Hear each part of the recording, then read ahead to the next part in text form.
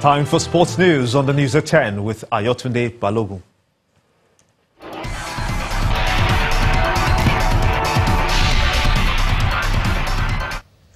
Thank you so much, Gimba. Participating clubs have expressed hope that the National Handball League will reposition the game in Nigeria. They are optimistic that the league will restore the lost glory of handball within the next 5 years. Clubs of 12 men and 10 women are currently jostling for honors at the Abuja National Stadium. The first phase of the league started on April the 27th and is expected to end on May the 6th. Liverpool Football Club of England have booked their place in the UEFA Champions League final despite losing to AS Roma of Italy in the return leg of their semi-final clash played at the Stadio Olimpico.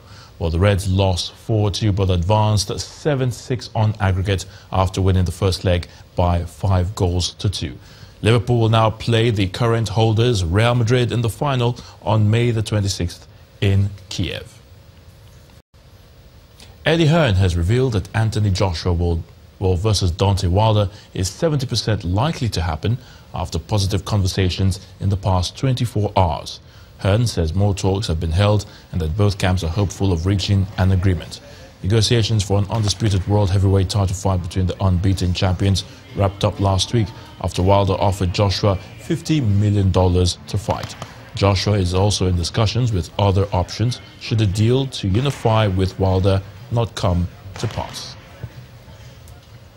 And that's a wrap on sports news. The News at 10 continues shortly.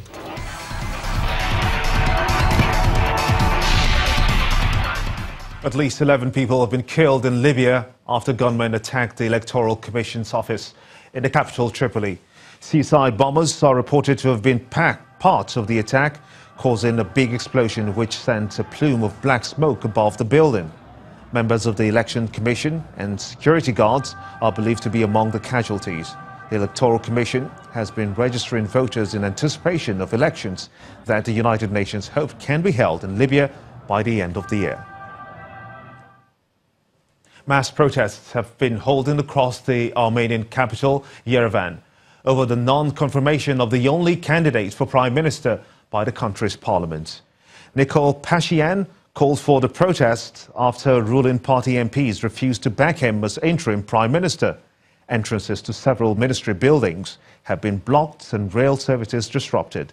Pashinyan has led weeks of anti-government protests and forced Sargsyan to resign after 10 years in power.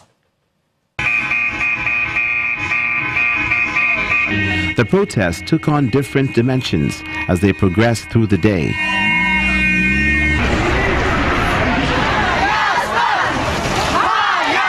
Protesters blocked some routes in the capital, Yerevan, and a road to the airport after Nikol Pashinyan, blocked in parliament from becoming prime minister, announced a nationwide campaign of civil disobedience.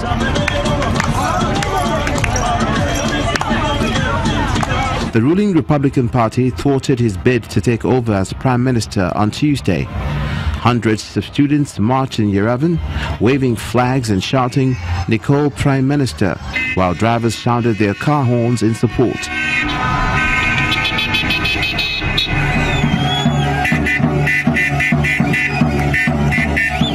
Video uploaded on social media showed some beating drums and dancing in the streets.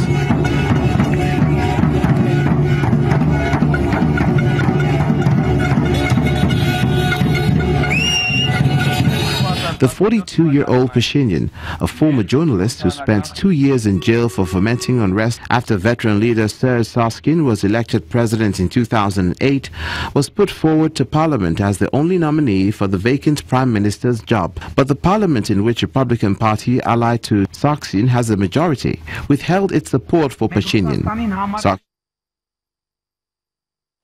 And the main news again. For the second time, the Inspector General of Police, Ibrahim Idris, failed to honor summon by the Senate. The Senate President has described the action as a threat to democracy. And that's how it's been on the News at 10 tonight. I want to thank you so much indeed for watching. On behalf of all of us here, have a splendid night. Good night.